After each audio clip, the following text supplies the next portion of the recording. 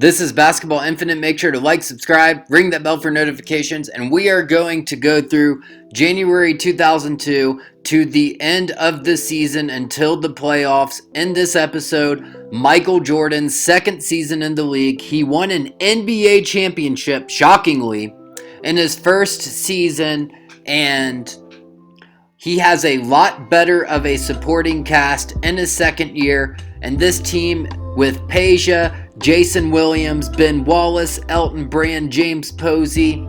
This team is looking to go all the way once again, and they are better suited to go all the way. Alright, January 6th, 2002. This is our first game where we are jumping in. We are playing the Portland Trail Blazers, who we played in the NBA Finals last year. We're down one here, but Jordan drives to the basket again. We played on Hall of Fame last year, and we have upped the difficulty even more. It's kind of like double Hall of Fame right now. So it's 105, 103, but Jordan, Mike James can do absolutely nothing to stop him. But Rasheed Wallace does cut the lead to 2, but with 50 seconds left, Jordan finds Elton Brand in the paint, who puts the Bulls ahead 4, and then Jordan will put the heart in the dagger. I meant dagger in the heart. Whatever. Alright. So, you see the sliders, I had it on double Hall of Fame, and after that game I decided to up the difficulty even more. Kind of a big trade here. So, the Minnesota Timberwolves traded with the Cavs for Shawn Kemp. So, Shawn Kemp still playing in the league. Pretty solid center still in this simulation, and he's the starting center next to Kevin Garnett on the Minnesota Timberwolves now. January 12th, 2002, we beat the Charlotte Hornets pretty soundly. Even though they have Tracy McGrady and Baron Davis, they haven't made anything happen. So the CPU made a trade for us here. They traded 2 second-round picks for Derek Coleman, a former number 1 overall pick. However, he's older. I doubt he's going to play much. We lose to the Pacers here, a team we have been struggling against somewhat this season so far, and Jordan has 19 and 10. January 17th, 2002, we played the New Jersey Nets with Stephon Marbury. It's 108-107, and you see what Marbury can do on that layup going right past Jason Williams. But on the other end, Jordan drives past his defender, puts the Bulls ahead 1. Marbury's at the line here. He can push the Nets lead and give them the lead to 1, but he misses. Peja gets the rebound, passes it up to Jordan. Jordan's trying to make something happen, but they have him pretty well defended. And they're playing some pretty good defense right now, but they tried to double team Jason Williams, who finds a wide open James Posey to put the Bulls ahead 2. We've got less than 10 seconds left. The ball is in Stephon Marbury's hand, who at this time in real life was on the Phoenix Suns. He goes for a mid-range, he misses, they lose. He was on the Phoenix Suns in real life, but in the simulation, that Suns-Nets trade never happens. So Marbury is still on the Nets and Jason Kidd is still on the Suns. So that's kind of interesting. So we beat the Sonics here. And then before our next game with the Sonics, there's kind of a big trade again. The Nuggets trade Nick Van Exel to the Sonics and receive a 2005 unprotected first-round pick in return. That could come in handy down the line. But even with Nick Van Exel, we do beat the Sonics by 19. We have a game against the Blazers on the road. We beat them pretty soundly, Jordan with 23. We play the Nuggets, who just traded Van Exel, and we beat them by 32. Peja scores 31. He's been improving. The favorite for MVP is Kevin Garnett right now, followed closely behind Grant Hill. Pau Gasol for the Clippers. Great pickup for him. Peja's the 6th man of the year, but speaking of Pau Gasol, I'm still confused to what happened. In the 2001 draft, the Golden State Warriors drafted Pau Gasol 3rd overall and then decided to trade him to the Clippers, which I'm not sure why they did that. The Warriors did end up getting Joe Johnson, and he's doing pretty solid for them, but Pau Gasol could have been a game changer. A low-key, pretty big trade. The Bucks traded their 2004 unprotected first-round pick to the Jazz for Eric Dampier. The Bucks are a solid team, but Chris Mim is also their starting center, so Eric Dampier is a pretty big upgrade, actually. So, we lose to the Pacers again.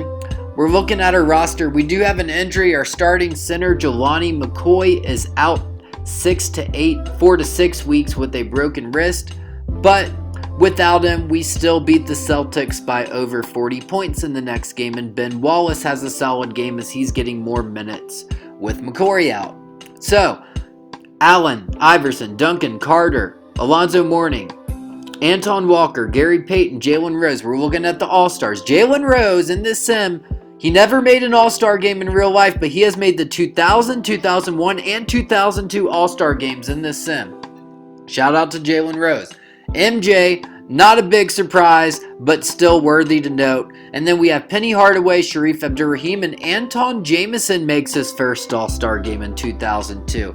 And we also have Marcus Camby. That's an interesting pick as well. Marcus Camby, who is leading the Knicks, who lost Allen Houston but are still doing well. On the other side, we have KG, SHAQ, Paul Pierce, Jason Kidd of the Suns, Kobe, no surprise.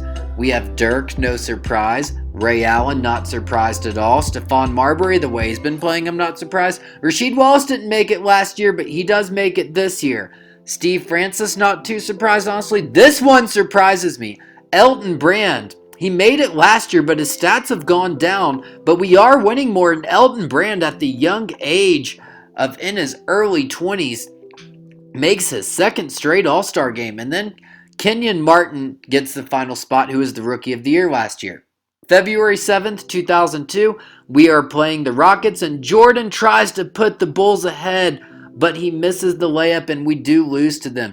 February 9th, 2002, we're playing the Knicks on the road. We are down 4. Jordan gives it back to Peja. Just over a minute left. Ben Wallace gets fouled. We have not seen much of Ben Wallace. He makes his first free throw. He missed his second. The Knicks are trying to push the lead to 5. They cannot. Peja with the rebound. He gives it to Michael Jordan. Jordan's trying to cut this lead. He does. It's 199 Knicks. Just under 30 seconds left. The Knicks are trying to push their lead. They can push us to 4. They miss. Elton Brand gets the rebound. Gives it up to Jordan. Can Jordan give the Bulls the lead? He gives it to Jason Williams, but he gets blocked. Oh no, but they make one of 2 free throws, and Jordan still has a chance to tie. He has an open lane. He ties the game at 101, and the Knicks have a chance to win. Under 10 seconds left. Can the Knicks win this game? Larry Johnson gets the ball against Elton Brand. He goes through his body. Are you kidding me? Oh, come on, 2K. That's ridiculous. But we still do have a chance to tie or win, but we do not get the shot off, and the Knicks win. So we're right before the trade deadline. I'm probably not going to trade anyone. I guess I'm just going to put Elton Brand out here to see what we can get. The Clippers are offering us Pau Gasol, and the Blazers are offering us Rasheed Wallace. Still, I like where we're at. I'm not making any trades. And then we lose to the Knicks, but we beat the Pelicans the next game, who I believe Gilbert Arenas is injured right now. Then we beat the Raptors 128-92, and then the final game before the All-Star game, we beat the Pistons 116-73. Grant Hill is an All-Star, however, he was injured for a few weeks, so he couldn't play. And then we're going to jump in because this is a close game. So welcome to the 2002 All-Star Game. And look at the shot by Ray Allen to tie the game. Also wanted to mention, look at this crossover by Iverson. He misses, but Duncan gets the rebound, gets fouled by SHAQ. This is bringing back great memories. Jason Kidd has a chance to win the game, not even close. Also wanted to mention Michael Jordan did win the 2002 dunk contest. So that's interesting. We beat the Celtics, but we have some injuries. James Posey is out 6 to 8 weeks with a high right ankle sprain. That's a big loss. But an even bigger loss, Birdman is out for the season with a fractured left leg. So that Jelani McCoy signing is looking even better, as well as trading for Ben Wallace. That was obviously good too. But Birdman's a big loss. He was our starting center last year as an undrafted rookie. He played well on the defensive end and came through with some low-key clutch plays at times, but he will be out for the season. He is signed through 2003, so he will be back with us next year, and we will see what happens there, but this does halt his progress. We are now jumping into March 7th, 2002. We are down 3 to the Dallas Mavericks with just over a minute left. Jason Williams can tie the game here, but he misses, and Steve Nash is driving. I believe this might be the first time we've played the Mavericks in this sim. but Dirk puts them ahead, and Sean Elliott, a vet we signed, hits a clutch shot, but it was too little too late and the Dallas Mavericks would win. But we do beat the Detroit Pistons next game to 104-98, and then we jump into a game with the Pacers, 102-99 Pacers, a minute 27 left. We're on the road. Jason Williams tries to make something happen by passing it to Elton Brand, but he turns it over, and then the Pacers trying to make this happen, but he gets blocked. Jalen Rose can give the Pacers a 6-point lead, but he misses. Jordan gets the rebound. He's driving. He has an open lane. What a beautiful dunk. He cuts the lead to 1. And then the Pacers miss. We have a chance to make something happen again, and Michael Jordan gives the Bulls a 1-point lead. 20 seconds left. Rick Smits gets the ball. What a shot by Rick Smits here to give the Pacers a 1-point lead. There's just over 10 seconds left. Jason Williams gets double teamed. He has an open Jordan, but I pressed the wrong button, but we get it back to Jordan. He goes up for the shot and gets an and one. He makes the free throw. There's under 3 seconds left. The Pacers have to have a miracle to win this game. They do not, and the Bulls get a big win on the road, led by 32 points from Michael Jordan. Looking at the award races, Tim Duncan has now jumped in the lead for the race for MVP, and we are currently 3rd in the East. If the season ended today, we would play the Knicks in the playoffs. March 15th, 2002, we beat the 76ers by 28, despite 28 from Iverson. Now we're going to jump into another game with the Nets. It's March 19th, 2002. Jason Williams has 30 and 5. We're up 1. Jordan has the ball, drives right past his defender. Oh my goodness, what a poster. Let's look at this replay.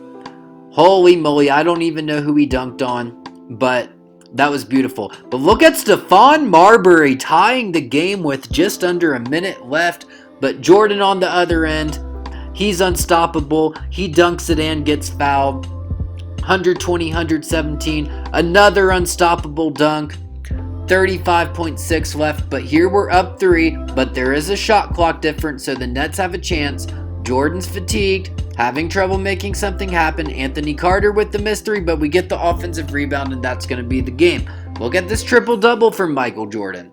All right, March 23rd, 2002, we beat the Suns, led by Jason Kidd and Jason Richardson and Sean Marion. That's a nice young core, although I guess Kidd's not as young as the other two.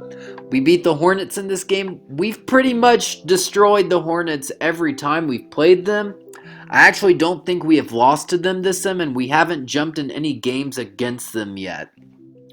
We beat the Warriors here, 110-97. Jason Williams, shout out Jason Williams, who's having an incredible season down the stretch. It was a risky move trading Ron Artest for him, but I think it's worked out so far. We win our 10th straight game, but then that streak ends with a 4-point loss to the Spurs, led by MVP frontrunner Tim Duncan. And then we lose our 2nd straight game to Ron Artest and the Kings.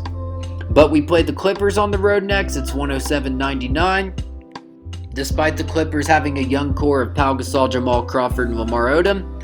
And here we go, guys. April 6th, 2002. Big game. 119-116 Lakers over the Bulls. Brand has 25 and 10. Look at Michael Jordan. Only held to 9 points, although he has 12 assists. We're at 120-116 Lakers. Jordan trying to make something happen. Oh my goodness, he just dunked on Shaquille O'Neal. With all of the things combined in the simulation, that is probably the dunk of the series so far. Shaq gets fouled on the other end. He makes the first, he misses the second. The Lakers are up 3. Jordan's trying to drive on Kobe, but he gets fouled by Shaq. They're in the bonus. He makes both of his free throws. But look at this layup by Derek Fisher. Or a layup/floater. Fisher has 22, but Jordan crosses Fisher over on the other end to cut the lead to 1. We've got just under a minute left. He drives right past Kobe. He gets another dunk. We're at 124-123.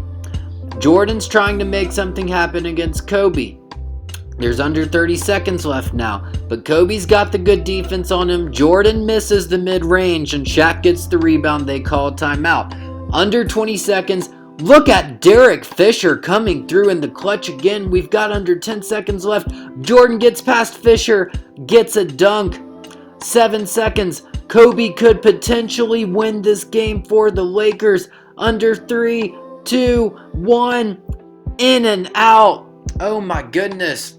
So, after playing that game, we are going to make the playoffs. We're going to see who we play in a little bit.